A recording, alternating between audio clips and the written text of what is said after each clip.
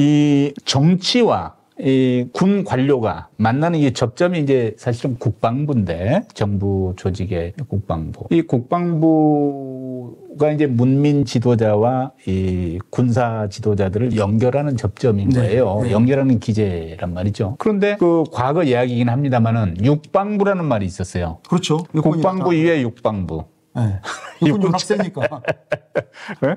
육군 위주. 네. 이게 이제 뭐 그럴 수밖에 없었던 여러 가지 이야기를 하는 사람이 있지만 12.12 쿠데타에서 보여줬지 않습니까? 그 국방부 장관은 어디에서 도망가서 노재현 씨인가요? 숨어 있고 장군들이 가서 대통령 직접 상대하니까 그때 당시 최규하 씨가 국방부 장관 결재 받아오라고 그러니까 장관 냈다 찾아가지고 결재시키지 않습니까? 그런 우리 역사적 경험을 갖고 이제 그 뒤에 그 군 시스템이 어떻게 돌아갔겠습니까? 군사정부 시절에 모두 육군 참모 총재 무소불위야. 무소불위. 네. 육군 총장 눈치 봐서 국방부 장관이 결정하고 한다는 거 아니에요. 박정희 정권 이래 이제 문민이 아닌 예비역 출신 국방부 장관이 임명이 됐는데. 아니, 석 선생님, 근데 문민이 아니라는 뜻은 예를 들면 예비역 출신이 문민이 아니라는 뜻이잖아요. 예비역 출시 현역이 아니니까 민간인이면 맞지만 그 사람이 전체 캐리어로 봤을 때 이게 문민이냐 하는 데는 어렵다는 의미에서는 그런 얘기를 할 수는 있죠. 그러니까 이제 그런 다 실질적으로 옷만 군복을 안 입었지. 군인이나 마찬가지다. 속살은 전부 군인인 사람이. 대표적으로 김용현.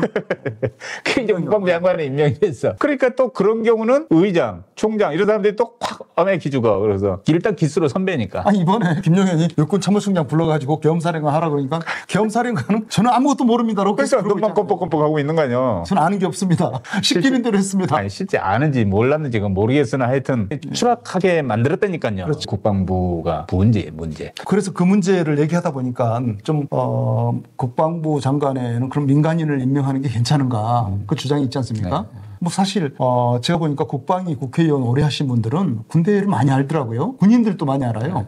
근데 예를 들면 국방부의 이 장군 출신 예비역이 장관을 했을 경우 생기는 문제가 군에 대한 지나친 간섭과 장악력이거든요. 근데 민간인이 군대를 좀 알게 되면 그런 장악력이 생기지 않을까요? 아니 당연히지. 지금 선진국들의 경우는 이렇게 이제 안보 식견이 이제 확실한 문민 출신 국방부 장관이 지휘를 하는 게 훨씬 바람직한 걸로 이제 이미 자리를 잡고 있는.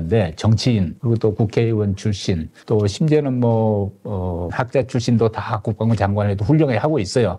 왜냐하면 문민 지도자와 군사 지도자 간을 연결하는 링키지 역할을 하기 때문에 이 사람들은 문민 통계 원칙이 작동되는 범위 내에서 아주 합리적으로 원리에 입각해서 이게 지휘를 하니까 좋다 이겁니다. 근데 이제 군복을 오랫동안 평생 직으로 입고 있던 사람이 장관을 하면 군대 지도자예요. 지휘관이에요. 군대 지휘관 역할을 너무 하지 말라 그런 뜻이죠. 장관이 군대 지휘관 역할을 너무 해서는 안 된다. 저는 그런 측면에서 이제 문민 장관의 역할이 있고 그 대신 그렇게 되면 군의 자율성을 좀 보장한다는 거 아닙니까? 그래서 군대 일은 군인들이 알아서 하고 역할, 연계되는 역할, 국회와 연결하고 대통령과 연결하고 국민의 어떤 정서를 반영하고 하는 역할은 장관이 하라 이런 뜻인데 군이 그런 면에서는 바로 자율성이 보장돼야 되는 거 첫 번째가 군의 주요 지휘자들의 그 임기보장 제도라고 봅니다. 네. 그리고 물론 선발 과정과 임기보장이 된다 그러면 사실 국방부 장관이 그렇게 개입해서 일할 수 있겠습니까? 이해하고 도와주고 자율성을 보장해주고 이제 군인에 대한 페이버 측면에서도 그렇지만 또 그 반대로 통제 측면에서도 문민적 통제가 확립되는 것이 난 바람직하다고 봅니다. 왜 그러냐면 군은 국민의 군대라는 개념이 이제 나폴레옹 군대 이후에 형성이 되면서 철저히 국민을 대변하는 사람들이 군을 통제하는 기능적인 역할을 수행해야지 군이 국가를 끌고 나가게 해서는 안 된다는 사고방식이에요. 이게 이제 국민이 먼저냐 국가가 먼저냐 하는 논란으로 나중에 발전을 하지만 이 부분 좀 핵심적인 문제는 예를 들면 군의 자율성을 보장해 주는 거에 또 다른 양면이 뭐냐 하면 군이 이제 무력을 관리하기 때문에 이 무력을 적절히 통제하는 수단이 반드시 필요합니다. 그런데 군의 장군들에게 임기를 확실히 보장하고 그리고 자율성을 보장해 준다 그러면 군이 무슨 짓을 할지 모른다는 불안감이 있을 수 있습니다. 국민을 상대로 과거에 쿠데타 같은 경우가 발생할 수 있지 않느냐. 그래서 문민 통치가 강화되는 이 상황에서 필요한 게 군에 대한 견제입니다. 실질적으로 현재 한국군의 견제 역할은 그런 거를 대비해서 방첩사가 운영되고 있습니다. 그런데 아주 한국 역사에서 잘 봐야 될 것은 문민 통치를 강화했던 예를 들면 임기를 보장했던 노무현, 문재인 때에는 방첩사 기능을 동시에 약화시켰습니다. 왜냐하면 이 방첩사가 쿠데타의 역할을 한다고 봤거든요. 한국의 쿠데타는 12.12에 방첩사가 주관이 됨으로써 이상한 방향으로 변화됐어요. 그렇죠. 우리가 흔히 하는 말로 쿠데타 방지하라고 만들어놓은 방첩사, 보안사, 기무사가 항상 쿠데타했다는 거 아니에요? 정규 군 지휘계통과 방첩사 계통이 상호 적절하게 견제하고 균형을 유지하고 긴장관계를 조성해 주는 것이 저는 문민 통치의 중요한 과제라고 봅니다. 이 두 개가 한 몸이 되거나 서로 둘 다 약화되거나 하는 일이 문민 통치하에서 생기고 있거든요. 저는 보수 정권에서는 이 둘 다를 약화시켰다고 봅니다. 방첩사도 약화시키고 실질적으로 군의 지휘계통도 약화시키고 다음에 과거에 이런 문민정부라고 할 수 있는 문재인 노무현 정부 때는 각 군의 자율성도 유지하면서 이걸 강화시켰어야 되는데 동시에 같이 이걸 약화시켰다. 강화시킬 때는 같이 강화시켜야 되거든요. 그래 견제가 되는데 이 밸런스를 정반대로 만들었다는 게 제가 사실 이 얘기를 꼭 하고 싶었습니다. 선진국 모델로 이제 정착이 되려면은 문민 통제는 강화돼야 되고 국민으로부터 나오는 주권을 행사하는 사람이 군을 완벽하게 통제할 수 있어야 되는 겁니다. 그렇죠.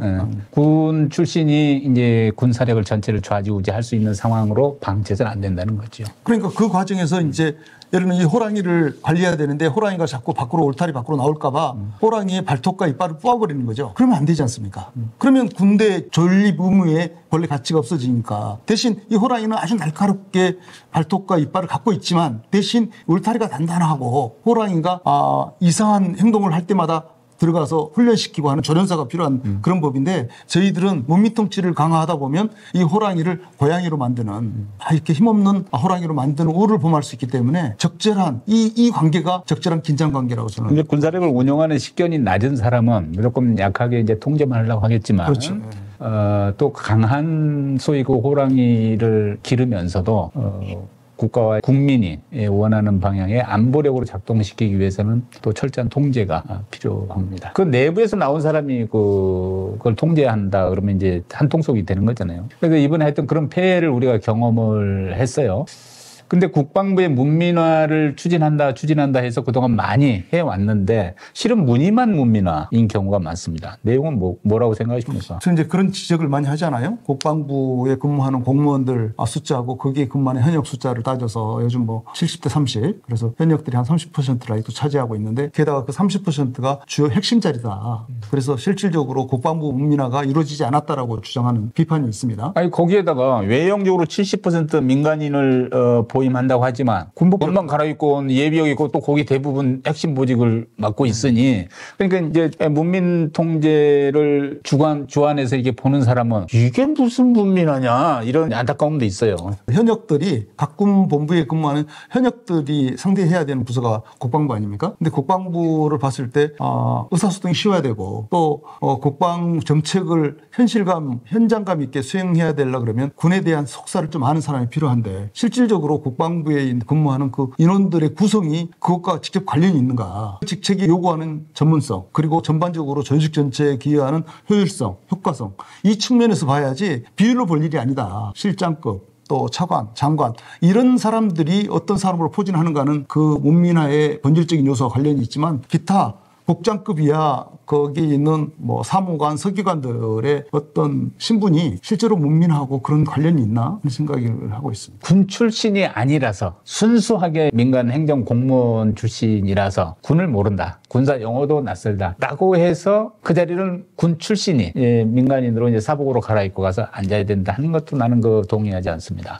왜냐하면 그래 용어가 서툴고 또 그 군 내부의 문제에 대해서 세밀한 것을 모를 수 있지요. 그러나 이제 군인으로서 무력을 관리자하는 사람으로서 군인은 이해시킬 수 있어야 되고 거기다 보고를 하고 의사소통이 원활하게 할 수 있게끔 용어도 잘 정립해 줘야 되고 그리고 아주 건실한 상식을 가지고 행정을 하는 사람도 알아듣는 용어를 써야 되고 또 그런 군사적인 원리에 대해서도 또 이해를 시켜야 되고 그런 능력도 또 요구받는 거거든요. 그러니까 군에서 오랫동안 복무 안 했기 때문에 군사의 좀 어두운 국장 질타하는 것은 그건 옳은 자세는 아니다. 나는 기본적으로 거기까지를 포함해서 문민화는 이루어질 필요가 있다 이런 생각을 합니다. 요즘 여성분들이 방위사업청에 많이 오고 있는데 그분들이 일하면서 겪는 어려움이 현장과 접촉하는 겁니다. 근데 그 현장에 접촉을 했던 현역들은 그 일하는 게 너무 편하거든요. 그러면 그 직책에 와서 민간인을 훈련시켜서 하기에는 너무 많은 노력과 전문성이 추가로 요구되는 겁니다. 그래서 그런 자리는 케이스 바이 케이스로 따져서 하자.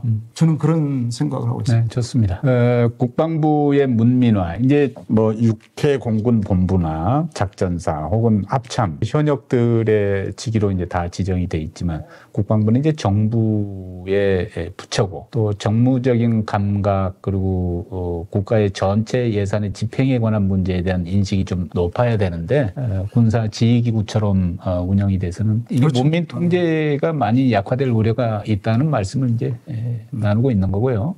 국방부 지금 국장급 직계가 뭐 19개라면서요. 근데 그 중에서 공군 장성이 딱 하나 있다고 해요. 네. 해군은 아무것도 없고. 해군도 최근까지 있었는데 있었어요? 작년 12월 1일부로 소장 한 분이 전역을 지원해서 나갔다고 그러더라고요.